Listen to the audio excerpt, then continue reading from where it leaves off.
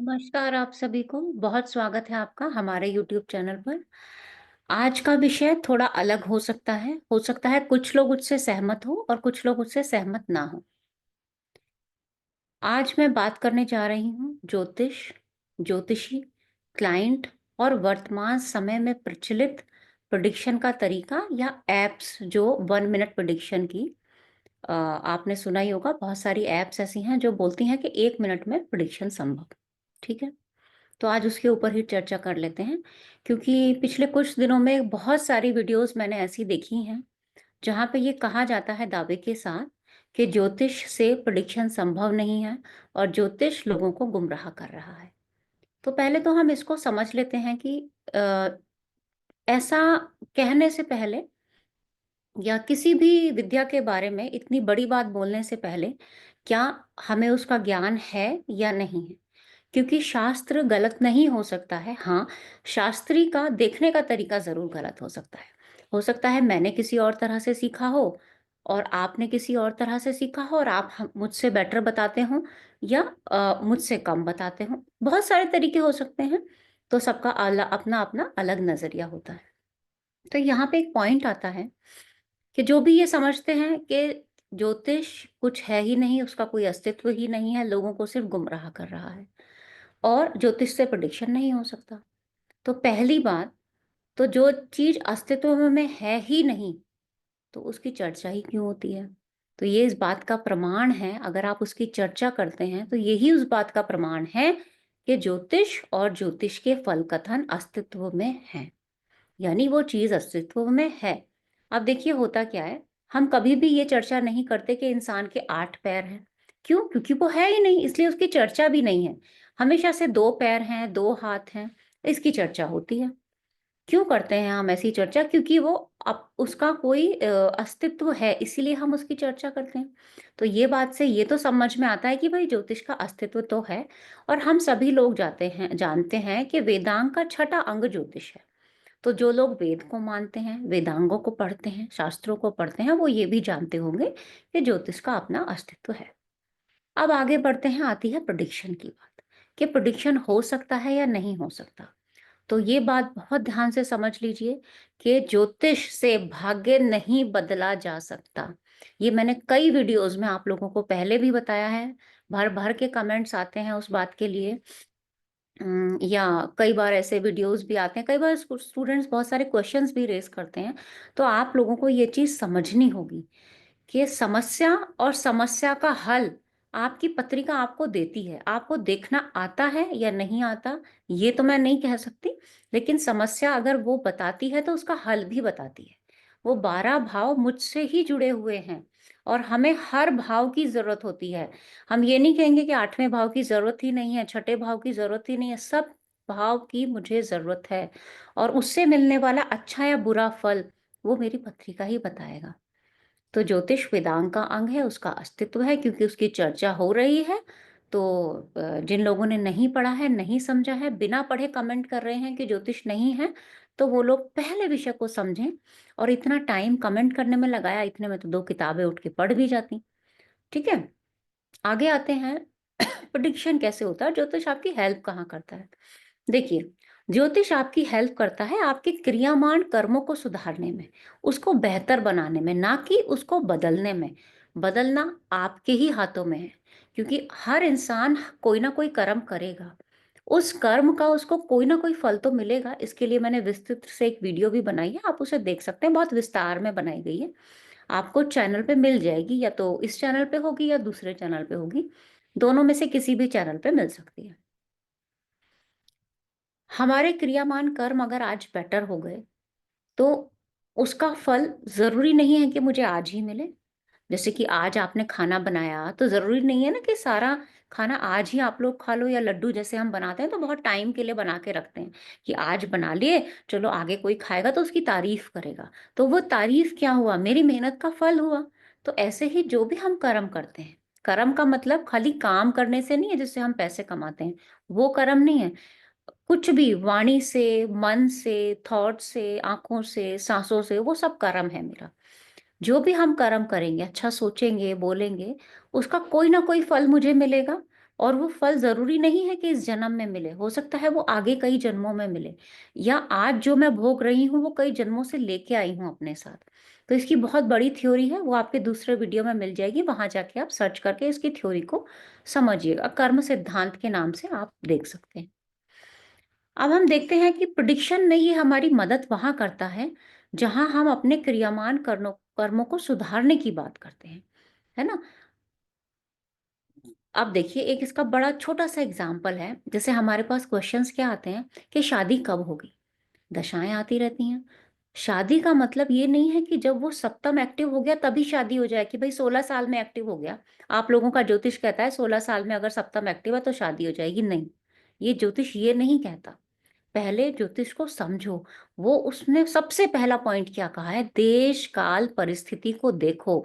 अगर आपके यहाँ शादी 32 साल में होती है, तो आपकी शादी हम 32 के आस-पास ही देखेंगे। अगर आपके यहाँ शादी 16 साल में होती है, तो हम 16 साल के आस-पास देखेंगे।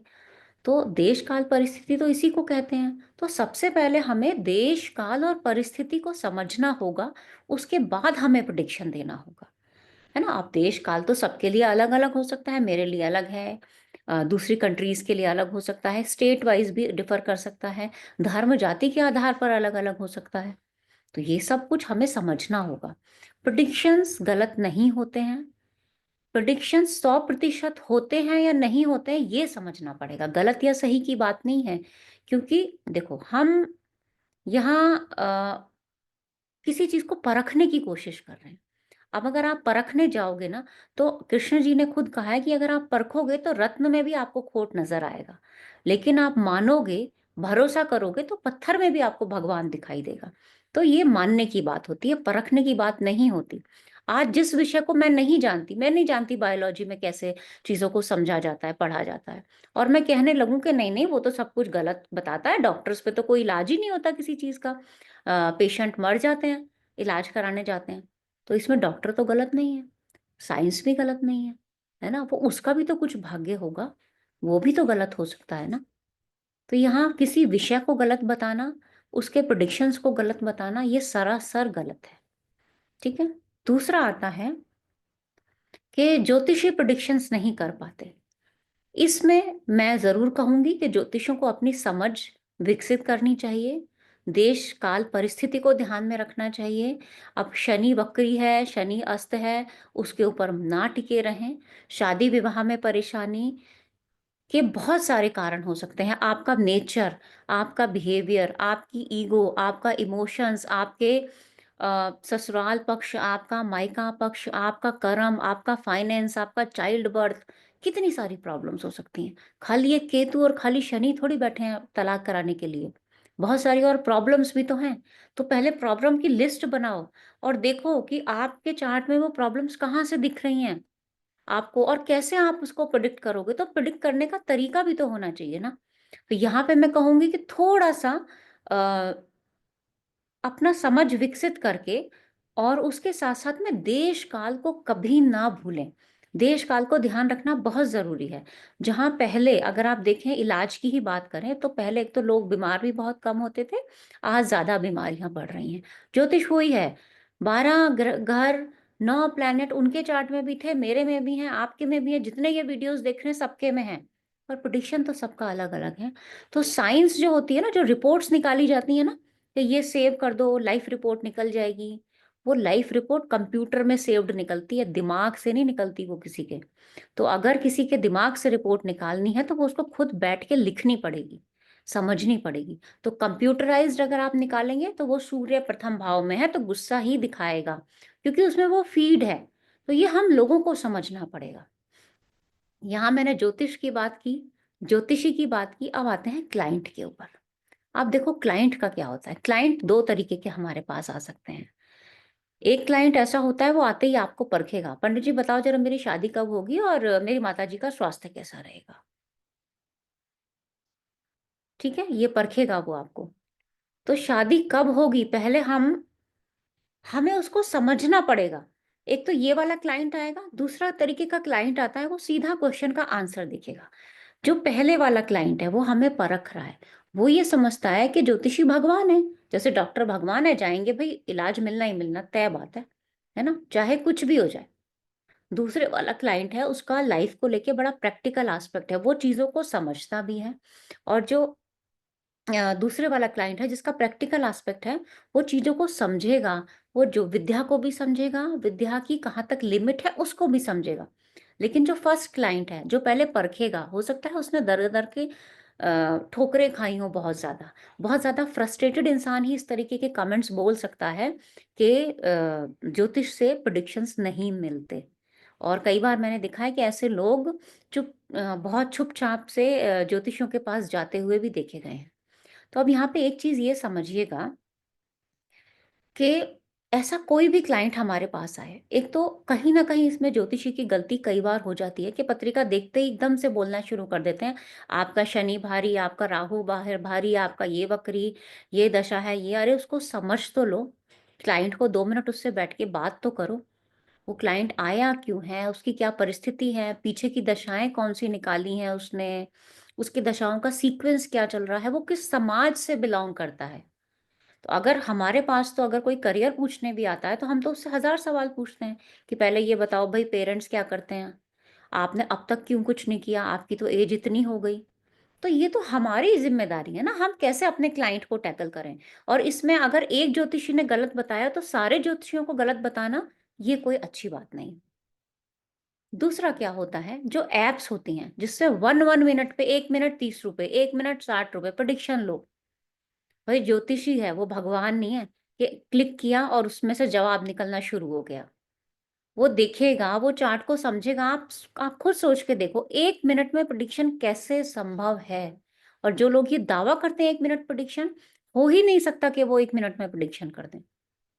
तो आप प्रेडिक्शन का टाइम दे रहे हो 1 मिनट, है ना? क्या क्लाइंट जो आपके पास आ रहा है, उसके पास अपना भविष्य जानने की इतनी उत्सुकता है और वो भविष्य के लिए 1 मिनट भी नहीं दे सकता? तो ये तो हमें सोचना पड़ेगा ना, सब सिस्टम को देखो, सिस्टम कैसा बनाया गया है। 1 मिनट में प्रेडिक्शन कराओ, उसमें ज्योतिषी भी थक जाते होंगे, एक के बाद एक के बाद एक के बाद एक के बाद आते जा रहे हैं, आते जा रहे हैं, आते जा रहे हैं। और जो टैरो कार्ड रीडर्स हैं, आप वो देखिए, हम जानते हैं कि टैरो एनर्जी से कनेक्टेड है। एक की एनर्जी कट होती नहीं है, दूसरे की आ गई, तीसरे की आ गई, चौथे की आ गई। उसको भी तो समझने की कोशिश करनी होगी ना। तो कोई भी सिस्टम गलत नहीं है, ना ज्योतिष गलत है, या ज्योतिषी गलत है। पूरी तरीके से बोल रही हूँ मैं, ज्योतिष तो गलत हो ही नहीं सकता, शास्त्र गलत नहीं हो सकता, हम लोग गलत हो सकते हैं, हमारी समझ गलत हो सकती है। क्लाइंट को भी समझना चाहिए कि सामने वाला भगवान नहीं है। आप उससे 2 मिनट बातें करो, उतना ही रिचार्ज करा के जाओ और शांति से बैठ के उससे प्रेडिक्शन लो, अपनी सारी बातें बताओ। जैसे हम डॉक्टर के पास जाते हैं, अगर मैं कहूँ कि डॉक्टर साहब मेरे ना पेट में दर्द है और एक्चुअली में मेरे सर में दर्द है, डॉक्टर क्या करेगा? वो मेरे सर को क्यों देखेगा जब मेरे सर में तो मैंने दर्द बताया ही नहीं है, मैंने तो पेट में बताया है, तो वो तो मेरे पेट को देखेगा ना। तो ये गलती क्लाइंट की है। वो झूठ बोलते हैं, वो परखते हैं कि बताओ मेरा रिलेशनशिप पहले कोई था या नहीं।